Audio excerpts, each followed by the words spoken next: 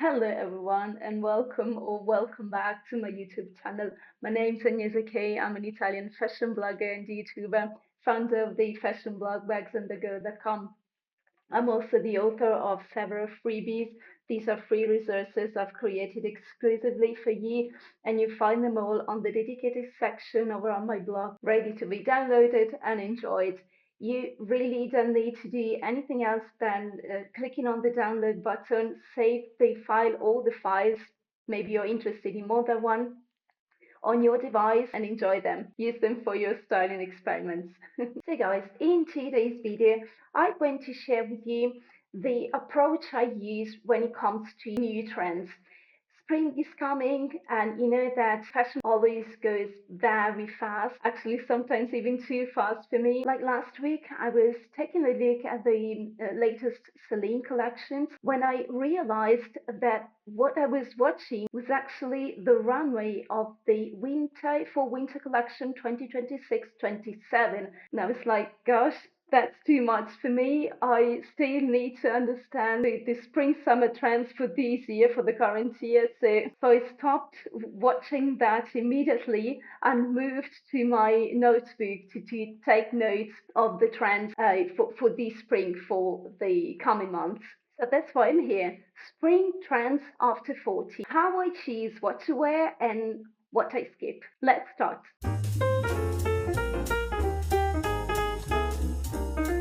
Every spring, just like in every other season, when it comes to fashion, we are told what we need in terms of colors, in terms of new silhouettes, in terms of new must-haves. But if you're over 40, you know that not every trend is meant to work in your real life and in your real wardrobe. So today, the aim of this video is not that of showing you what is on trend, because there are millions of videos in the web that do this. What I want to do instead is showing you how I decide which trends I want to keep and which trends are actually worth wearing after 40. Also, I will share with you which trends I will happily ignore.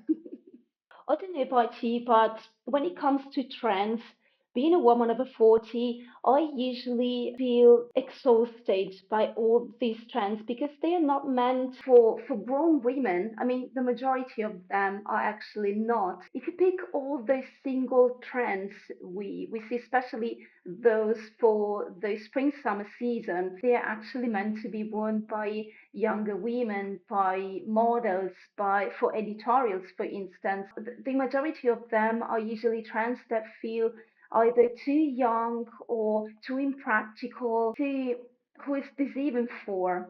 But this is my feeling, at least. When I get the feeling, it's because I realize we probably do not need more trends, but rather need a filter to better understand which are the trends that make sense for us, grown women, and which trends are better to be left where they are. So why most spring trends do not work after 40, and that's okay. Here is something that no one says clearly enough. Usually, most trends are designed, as just mentioned, for editorials, for 20-year-old bodies, and for social media moments, not real life.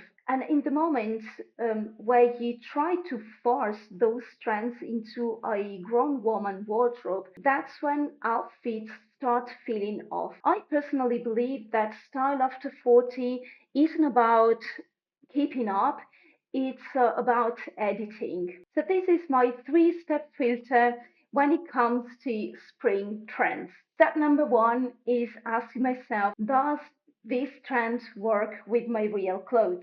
Can these trends live with the pieces I already own in my wardrobe? And I usually think pieces like blazers, tailored trousers, soft knits like the ones I'm wearing today, or neutral bags. These are usually the pieces I rotate in my wardrobe for my daily outfits. Second step slash second question is, does this piece support polish or fight it? At this stage of life, guys, I'm honestly not dressing for attention. I probably never did, but in particular after 40, you get to a certain confidence. You start knowing your body, your character, all your pros and cons. And usually 40 or 40 plus is that age when you rather dress for ease and confidence. Look at the trend and ask myself, does this make me look more put together or does it make the outfit feel messy? Step number three, question number three. Can I wear it more than one way? A trend that only works one way is usually not worth it. It's a no buy for me. If I can dress it up, dress it down, wear it both at work and on the weekend on more casual days, then it's worth considering. This is probably the key when it comes to trends, not only to spring trends in particular, but to trends in general. And that's when I look at trends and I ask myself what can quietly elevate the way I already dress. I don't want to shop spasmodically like I used to do in the past. That time of my life is past, thank God. But it was also related to a specific psychological and emotional state I had at that time of my life. So, as said, it's over, it's in the past. But after making that experience, I know that chasing trends without a guideline doesn't make me feel good at all. It doesn't help my wallet, first of all, and it doesn't help the clarity I created in my wardrobe over years either. So, with this being said, let's now move on onto the spring trends I actually use and how I make them feel grown up. Spring always brings a wave of color and prints, but I'm very selective here. Instead of bright or overly playful shades, I gravitate towards cool tones. Think soft blues, muted greens, gentle neutrals. Colors that feel calm and polished rather than loud. The same goes for natural inspired motifs. I prefer them when they are subtle. Think refined florals, organic patterns, or soft botanical references, not anything too literal or busy.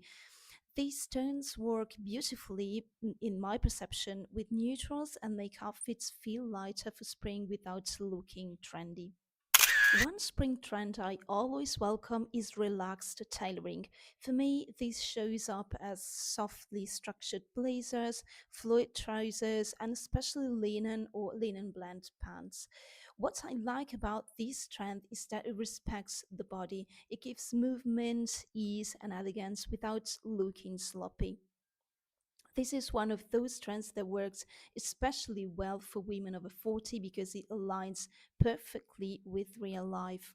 The key is balance. As always, relaxed doesn't mean oversized everywhere. I still want clean lines and intention in the outfit. Lace scarves. This is one of my favorite spring details and also one of the easiest to adapt actually. Silk scarves instantly adds polish even to very simple outfits. Just to mention some examples, think tied at the neck, draped over the shoulders, or on a back. What I love about scarves is that they don't ask you to change your wardrobe, they simply elevate what you already own. And this is the kind of trend I trust because it works year after year, not just this spring. Footwear trends change constantly, we all know, but this is one I'm very happy to see continue. Low profile, streamlined sneakers are practical, modern, and incredibly easy to style. I'm not talking about bulky or overly sporty styles. I mean clean, simple sneakers that work with tailored trousers, with linen trousers, even more polished outfits. They keep the look current without pulling it into that, trying too hard territory. Comfort in the end doesn't have to cancel elegance. I mean, and this trend proves it. You might notice a pattern here. None of these trends require a new wardrobe, dramatic styling, or a complete reset. They work because they integrate seamlessly into a strong foundation. And that's always my goal with spring trends or whatever trends, to refresh, not to reinvent. All right, so these were the few spring trends I chose for my style from the plethora of proposals from the fashion industry. Let's now take a look at the trends I would personally skip. As I always say, these are all selections I make based on my taste. Okay, so there's nothing wrong, absolutely. If you like or if you're totally in love with those trends I decided to skip, again, that's my personal style. When I choose not to wear certain trends, it's not because they are wrong, it's simply because they do not align with the way I want to feel and look. And for your reference, these are my style priorities: polish, ease, and versatility between work and everyday life. These are, let's say, my three pillars, if you will. So these are a few spring trends I personally skip and that I'd also be cautious about if your goal is a refined, grown woman wardrobe. Many dresses come back every spring, and they are often styled with ruffles, volume, or playful details. For my personal taste, this combination reads very awful and not in a way that feels polished or intentional. I usually prefer lengths and silhouettes that allow me to move easily between professional settings, casual outings, and everyday life. If a piece only works in very specific contexts, it usually doesn't earn a place in my wardrobe. Period. Okay, this is one of those trends I admire from a distance. Very cropped tops or ultra low rise silhouettes are designed around a specific body type and lifestyle, and they rarely translate well into a grown woman's day to day life. For me, they break the sense of balance and polish I look for in an outfit. I'd much I'd much rather focus on proportions that feel effortless and confident rather than attention seeking. Metallics and fringe can be beautiful in editorial styling, but in real life, they tend to feel quite theatrical. They often dominate an outfit rather than supporting it, which makes them harder to wear repeatedly or in more relaxed environments. Personally, I prefer details that enhance an outfit quietly rather than announcing themselves. I want my clothes to feel elegant, not like a costume.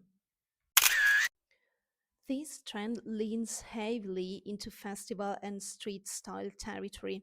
While it can look fun on social media, it doesn't align with the level of polish I aim for, especially in casual settings where I still want to look put together. For women who move between work, errands, and social life, these pieces tend to feel too situational.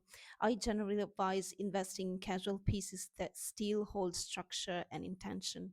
So, guys, once again, skipping trends is not about rules or age, it's about clarity. When you know the image you want to project, calm, confident, polished, it becomes much easier to say no to things that don't support it. And I swear, the more you do that, the more you train, let's say, these abilities of filtering the trends that might support your style from those who don't make you feel good, the more consistent and effortless your style becomes. I think the key here, when it comes to fashion in general, is that of taking it not as instructions but rather like suggestions. Also, I believe that as women over 40, we've earned the right to be selective. It's perfectly fine if some trends will fit naturally into your wardrobes and some others won't. The goal here isn't to look trendy,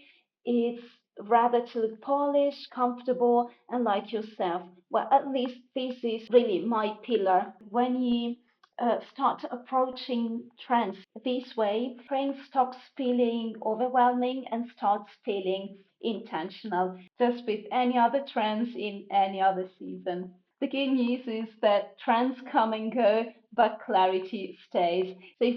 So if there's one thing I hope you take away from this video is this. And if you found this video useful, don't forget to leave it a thumbs up, to subscribe to my channel, to hit the notification bell so that you won't miss any of my new videos. Don't forget to go to the dedicated section of my blog to download your freebies. Thank you for sticking with me until the end of this video. Always stay stylish, always stay true to yourself, and I will see you next week.